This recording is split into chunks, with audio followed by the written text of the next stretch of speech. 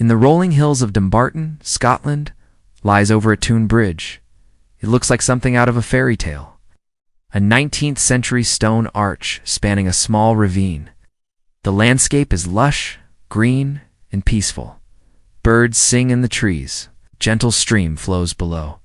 It seems like the last place for tragedy. Yet Overtoun Bridge carries a dark reputation. For decades, dogs have leapt from its parapets.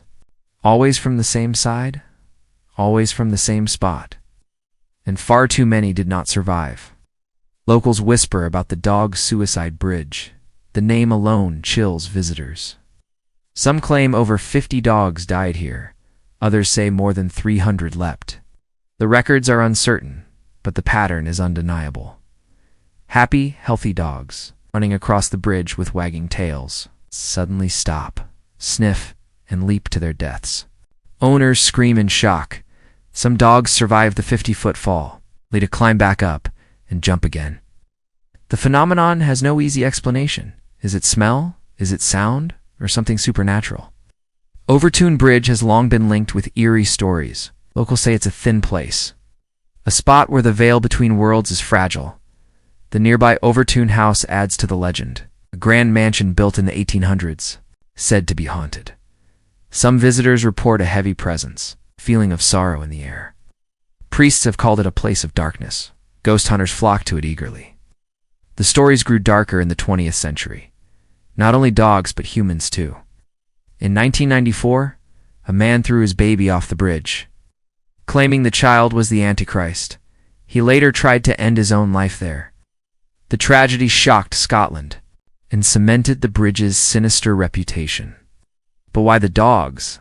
Unlike people, they don't know legends. They aren't swayed by stories.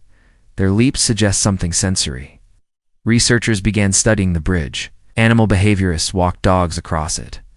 Most passed without incident, yet some stopped at the suicide spot, noses twitching, ears perked, as if something invisible called to them. Some dogs pulled violently toward the edge. Handlers had to hold them back. What force draws them? Hunters, suggested mink, the scent of small mammals living below the bridge. Mink emit a musky odor irresistible to certain breeds, especially hunting dogs with keen noses. The theory makes sense. But not every dog was a hunter, and not every season had mink present. Could scent alone explain decades of jumps? Some experts doubted it. Others pointed to acoustics.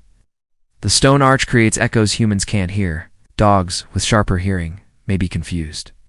Ultrasonic sounds could trigger panic or curiosity, leading them to leap without hesitation. Still no device confirmed unusual sound waves, and the mystery deepened. Owners swore their dogs were not distressed. They were happy one moment, gone the next.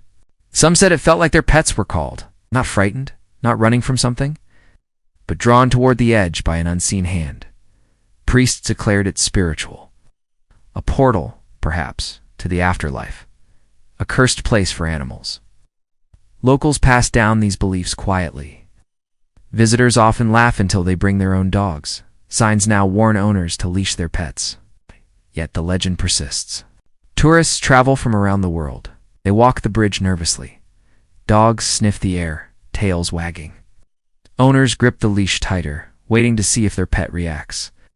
Most don't, but enough do, and the fear lives on. Next, we follow the investigation scientists, priests, and skeptics all, searching for answers. After decades of rumors, the mystery drew investigators. Scientists, priests, and journalists arrived in Dumbarton, each determined to solve the puzzle. Animal psychologists were the first to try. They tested breeds most likely to leap: Labradors, Collies, Spaniels, all dogs with sharp senses of smell. Many pulled toward the notorious spot. Their noses twitched in unison. The smell theory gained weight. Hunters brought mink pelts to the bridge. Dogs lunged at them instantly. The musky odor was irresistible. Could this be the answer? For some scientists, yes. The dogs chased a scent straight off the edge. No ghosts required. But critics raised objections. Why always the same side? Why always the same spot? If it were scent alone, wouldn't jumps happen everywhere? Hunters admitted mink were not common in the area. At some years there were none at all. Yet dogs still leaped. Scent theory cracked. Another camp suggested sound. Overtoun Bridge, with its thick stone arch, distorts acoustics. Some believe it produces high-pitched noises humans can't hear. Dogs detect up to 60,000 hertz, far beyond human hearing. Could an ultrasonic echo confuse them? Perhaps it lured them toward the parapet. Yet when researchers measured, no unusual sounds appeared. The sound theory lacked proof. Attention turned to the landscape itself. From a dog's eye view, the bridge is deceptive. The parapet walls are low. The ground looks like a slope continuing. To a rushing dog, the edge may not appear like a drop. Instead, it seems like open land. The illusion is deadly. Combine it with scent or sound, and tragedy follows. This became the optical illusion theory. But it didn't satisfy everyone. Priests argued the problem was spiritual. Overtoun, they said, was a thin place, where heaven and earth brushed shoulders. A place of passage for souls. Dogs, with their innocence, sense it more than humans. To them, the bridge calls, like a beacon, leading them into another realm. Some locals swore the bridge was cursed. They pointed to the tragic 1994 murder. The man claimed voices compelled him. Was the bridge amplifying madness? Spiritualists leaned toward yes. Skeptics shook their heads. To them, this was folklore. Tragedy mixed with imagination. Journalists fueled the debate. Headlines screamed about the dog suicide bridge. Readers flocked to Dumbarton. Dog owners leashed their pets tight. Tourists tested the spot. Some laughed at the legend. Others grew pale when their dogs froze. The legend only grew. Even scientists struggled to dismiss it fully.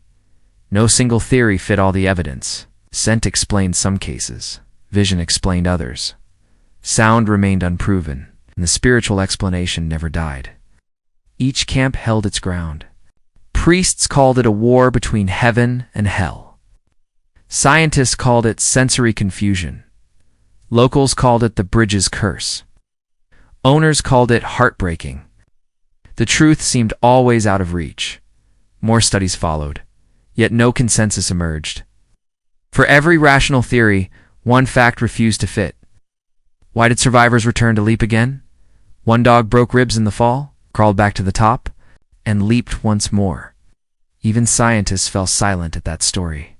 Was it instinct, or something stronger pulling? The clash between logic and legend deepened. Overtoun became famous. Part cursed site, part scientific puzzle. Each explanation left gaps, and the mystery endured. To this day, the bridge defies clear answers. Next, we explore how the story spread worldwide, how locals live with the legend, and what Overtoun Bridge means today. By the late 20th century, Overtoun Bridge had gained global attention. Newspapers from New York to Tokyo ran the story. Phrase dog suicide bridge stuck. Tourists began arriving in Dumbarton. Some came out of morbid curiosity. Others came with cameras, hoping to catch the phenomenon. Paranormal shows soon followed. Crews filmed dramatic reenactments. Psychics walked the bridge. Mediums declared they felt restless spirits. One claimed to hear whispers in Gaelic. Another swore she saw a shadow pacing the parapet. The legend deepened. But with fame came controversy. Locals resented the label. They insisted the town was more than its haunted bridge. Dumbarton Castle. Scenic hills. Right. The River Clyde. Yet the bridge overshadowed all of it.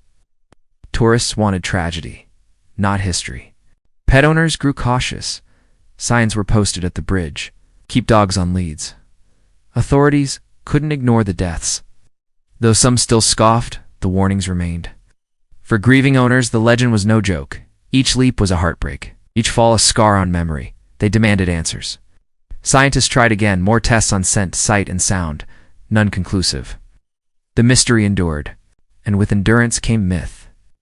Writers compared Overtoun to Bermuda Triangle, a place where logic faltered, a place where the unseen ruled. Priests continued their warnings.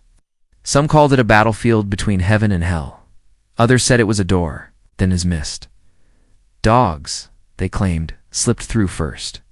The story became folklore, passed from parent to child, from local to visitor. Soon, it was taught in classrooms. Beware Overtoun Bridge, teachers said. The legend took root. By the 2000s, Overtoun was an internet sensation.